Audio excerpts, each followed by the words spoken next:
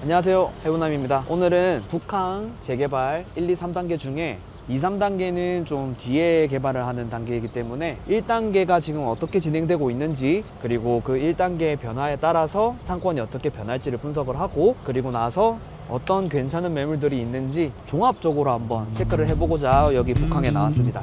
일단 한번 가보시죠.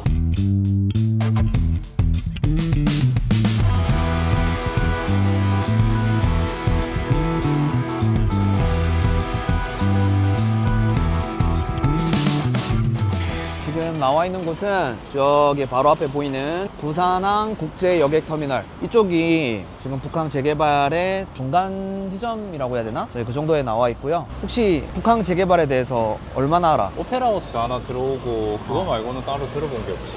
보통 일반 사람들은 뭐 재개발 하나 보다, 부산에 뭐 큰 랜드마크가 생기나 보다, 뭐 이 정도로 생각을 하거든. 조금씩 설명을 해보면은, 우리가 지금 보고 있는 여기 횡단보도 바로 맞은편에 있는 데가 청사가 이제 원래 큰 게 들어오기로 돼 있던 자리인데 28년 그쯤에 준공될 예정이었는데, 아마 여기가 지금 오염수가 발견이 됐다는 얘기가 있어서 그게 조금 지연을 시키지 않을까 그렇게 생각을 하고 있고, 아까 봤던 청사 쪽부터 쭉 위로 올라가서 여기 국제터미널 있고, 그 다음에 랜드마크 부지 있고, 랜드마크 부지 좀 지나다 보면은 오페라 하우스 있고, 그 다음에 원래 방송국들 들어오기로 한 그 부지들, 부산역에서 쭉 북한까지 이어지는 다리가 생길 예정이었던 지역까지 해가지고 찬찬히 한번 둘러보자. 일단은 위쪽으로 아직 오픈하지 못한 부지들이랑 이제 여러 가지 시설들을 한번 둘러보면서 어느 정도까지 완성이 됐는지 한번 보고, 또 부산에 이제 부산시장이 바뀌면서 또 중요한 이슈가 하나 생겼기 때문에 그거에 대해서 또 얘기를 한번 해보고 그래 보자. 자, 지금 보이는 데가 복합환승센터를 짓고 있는 곳인데, 저기 멀리 보이는 게 부산역이고, 부산역에서 원래 여기 이제 북한까지 일자로 쭉 이어지는 그 다리가 생기기로 했거든요. 인도처럼 이제 다리가 생기기로 했는데, 여기가 원래 그 설계도랑 조금 바뀌었더라고. 그러니까 이렇게 일자로 이렇게 부산역에서부터 쭉 내려오는 게 아니고 약간 그 경사지게 올라가는 걸로. 그래서 이제 그게 조금 문제가 돼서 뭐 계약을 해지하니 많이 그런 얘기가 나오더라고. 여기도 일단 지켜봐야 될 것 같고, 이 부산역 바로 맞은편에 보면은 보이는 여기 공원이 랜드마크 부지. 지금 한창 이슈인 게, 부산시장이 바뀌면서 전 부산시장일 때 사직구장을 재건축할 계획을 가지고 있었는데, 지금 부산시장이 바뀌면서 북한 쪽에 있는 랜드마크 부지에 돔형 그 야구장을, 사직구장 재건축을 안 하고 이쪽으로 이제 옮기겠다는 그 얘기가 있더라고. 중립적인 입장으로 보면은 좋고 나쁨은 명확하지. 사직동 같은 경우에는 사직 야구장이 이 시장 상권 형성에 큰 역할을 하고 있으니까, 사직 야구장이 만약에 거기서 없어지면은 상권에 영향이 많지. 동래구 주민들은 사실 싫어할 수밖에 없는 거고, 여기에 야구장이 생긴다면은 여기 동구 주민들은 너무 좋지. 그러니까 장단점이 있는 것 같아. 그리고 이제 한 가지 조금 의아한 거는, 내가 알기로는 여기가 이제 매립지로 알고 있는데, 엄청 큰 그 야구장을 짓고 관중들도 사실 몇만 명이 들어가야 되잖아. 그러니까 그런 거를 다 견디려면은 매립지 같은 경우에는 토목공사를 안반층이 나올 때까지 박아야 되는 걸로 알고 있거든.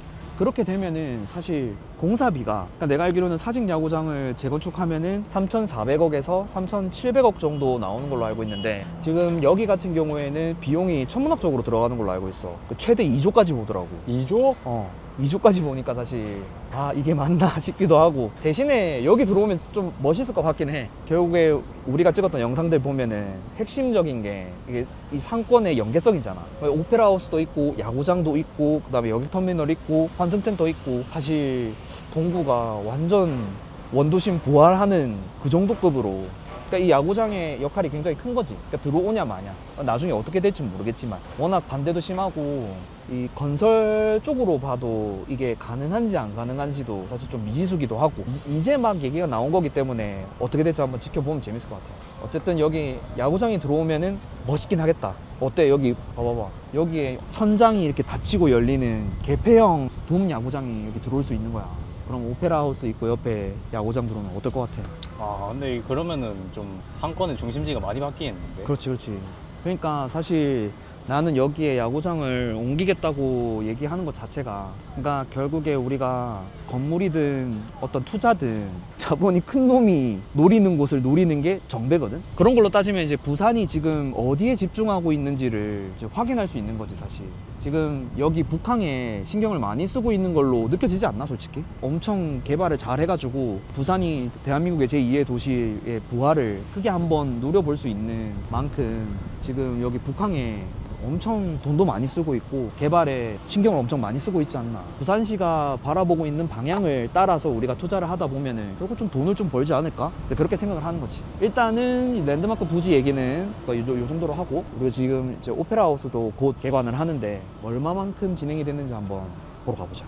자, 일단은 여기가 오페라하우스. 부산에도 드디어 오페라하우스가. 이게 지금 준공이 아마 올해 11월쯤 나는 걸로 알고 있고, 근데 이제 말이 조금 나오는 게 그 운영비가 생각보다 좀 많이 나올 것 같더라고. 그거에 대해서 말이 좀 많긴 하던데, 그래도 부산에 오페라하우스가 생겼다는 게 놀랍지 않은가. 내가 옛날에 상가 거래를 하나 했었는데 의사분이 이제 단기로 상가를 하나 계약을 하시더라고.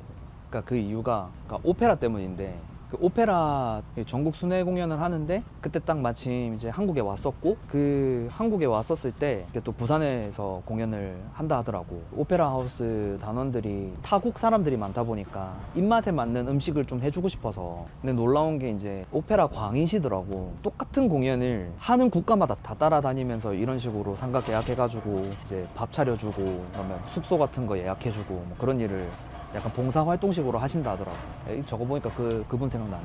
그만큼 이제 오페라도 비주류라 생각하지만 사실은 인기 진짜 많고, 진짜 오페라 좋아하는 사람들은 그렇게 나라마다 이렇게 돌아다니면서, 보통 예술이라는 게 같은 공연이더라도 오늘 볼 때랑 내일 볼 때랑 다르듯이 매번 보실 때마다 그 느낌이 다르다 하시더라고. 어쨌든 이 오페라가 생겼다는 것 자체가 나는 최고라고 생각해.